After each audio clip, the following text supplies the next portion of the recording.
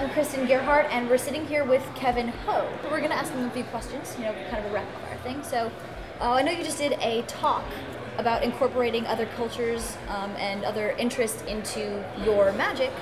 So why don't you talk about that for a little bit? Explain kind of what your take on that. So my talk was mostly about, looking outside of flourishing or magic or things that we're usually used to, and try to find inspiration from other places to bring into, these arts. Because if you only dabble around in like magic techniques and like flourishing stuff, you only really wade around in the same kind of pool that you're used to, and it doesn't really go beyond like the familiar. Right.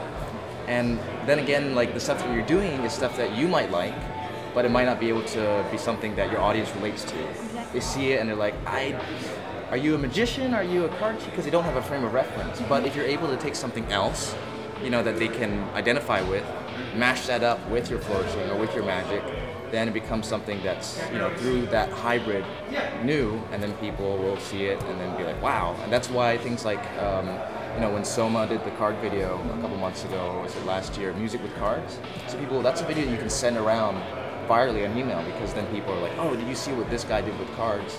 He took them and made like a whole song out of them, like what Pogo would do. So it's something that goes in a kind of a quantum leap ahead, instead of just kind of going like, how can I add another packet to this? Yeah. How can I spin this in a new way? Because you do that and it's cool, but the people who are kind of lay people to flourishes, they don't understand like what's supposed to be impressive about it. They know it's supposed to be difficult, but as I said in my talk, like difficult doesn't necessarily mean impressive. There's a correlation, but there's no causation necessarily. So what would you recommend for people that want to start incorporating new things into their flourishing? Firstly, go out and buy that book Steal Like an Artist by Austin Kleon. Product plug, I have no ties with him. It's just a great book. And just go out and apply the things from there. When you're a kid, your thoughts are like liquid and they kind of mash into each other, and so you're like, oh, like this could be this. Like when I was a kid, I wanted to be a scientist, which is like half spy, half scientist, and so even then, I sort of like was like a mashup job. As you get older, your thoughts sort of solidify and become these little ice cubes that are separated into their own little categories in like a little tray, and so like this is a can opener, this is a saber-toothed tiger, this is a lightsaber, this is this and that, and monkey wrench. And they all become separate things, that you categorize so you can identify them more easily. It's just how the way the world works. Conceptual blending is taking, two of these ice cubes, dropping them in a jar and letting them melt and simmer, and you mix them up, and then by melding these two things who are kind of separate together, it creates something new. Yeah. So it's just mixing drinks. There's kind of a 3-stage process that I gave, which is, in a nutshell, it's steal, synthesize, and then share.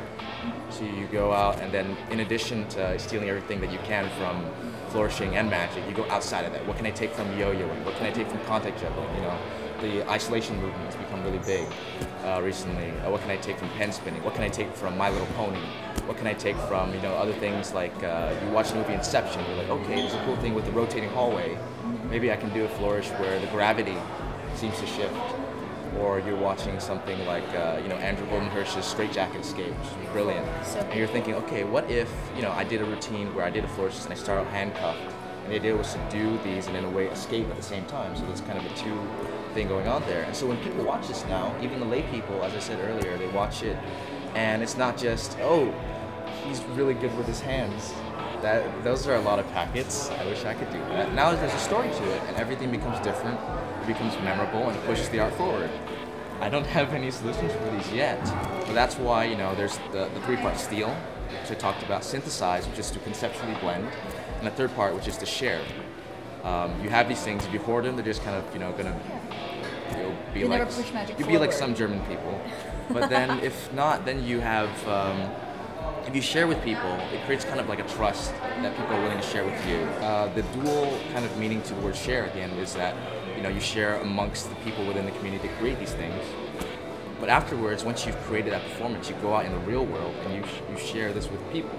You perform it for people, and then that's how you get people who are like, oh, I got into this because one time this guy just went up to me and like he did all this crazy stuff with cards, and that's what moves it forward.